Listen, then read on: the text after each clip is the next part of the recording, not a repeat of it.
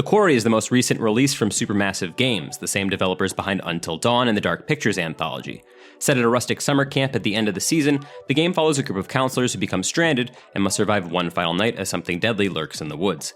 Acting as an homage to classic 1980s slasher flicks, it's an attractive adventure for fans of the horror genre, but let's see if it's worth your time as we dig a little bit deeper into this gore-filled adventure.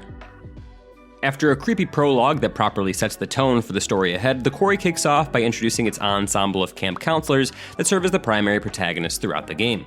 Much like the characters in the summer camp slasher movies that the game unabashedly pays homage to, the counselors all fall neatly into a handful of archetypal roles. In total, there are 7 main counselors, including the popular brat Emma and her introspective pal Abby, jock boy Jacob, overzealous funny guy Dylan, as well as a few more well-rounded characters like Caitlin, Ryan, and Nick. Some of their faces might be pretty familiar as well, since The Quarry boasts a decently recognizable cast, including Brenda Song as Caitlin, Justice Smith as Ryan, and a few more. Appearances from other popular actors like Ted Raimi and David Arquette are also nice to see, elevating the cinematic quality of The Quarry quite a bit. The story of The Quarry starts off as pretty standard fare. Camp counselors get wild and wacky as they're picked off by a killer in the woods, but after a few chapters it graduates to a more interesting mystery with some surprising twists and turns. Much like other games by Supermassive, your choices directly affect the outcome of the story, so characters will act as brazenly or cautiously as you deem fit. Without spoiling anything, of course, the narrative can be a little bit underwhelming if you fail to keep most of the cast alive, but for the most part, it's a cut above your average slasher story with some surprisingly good character development and great voice acting that further sells the experience.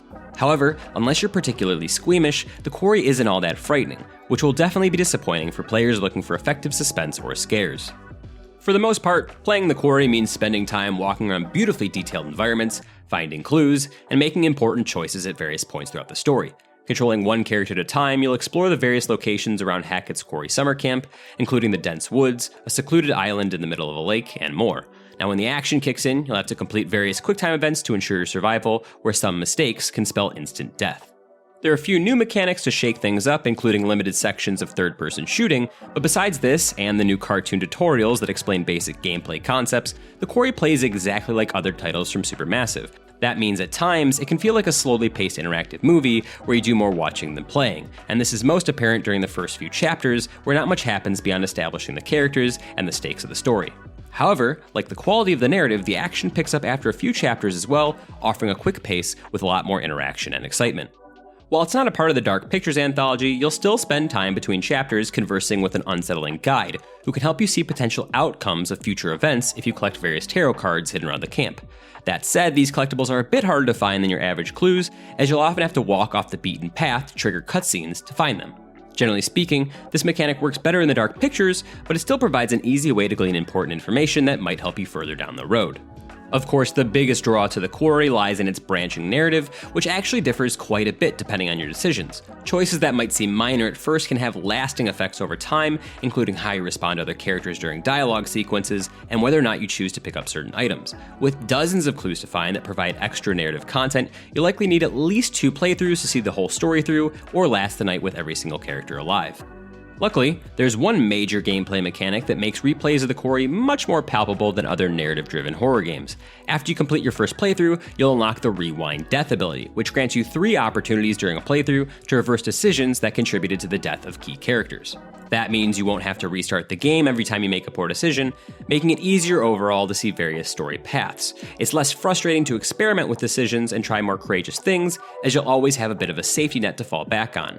Now, even though I did a pretty good job keeping the counselors alive for my first playthrough, I immediately jumped back into The Quarry for a second go, emboldened by the ability to escape death even when I messed up. Overall, Supermassive continues to provide solid entertainment set in the horror genre with The Quarry, despite its lack of big-time scares. With some interesting gameplay innovations, including third-person shooting sections and the ability to rewind death, it expands the established formula without reinventing the whole concept. While the story and experience starts off at a slower pace, it's a worthwhile journey in the long run, packed with fun nods to classic slasher flicks.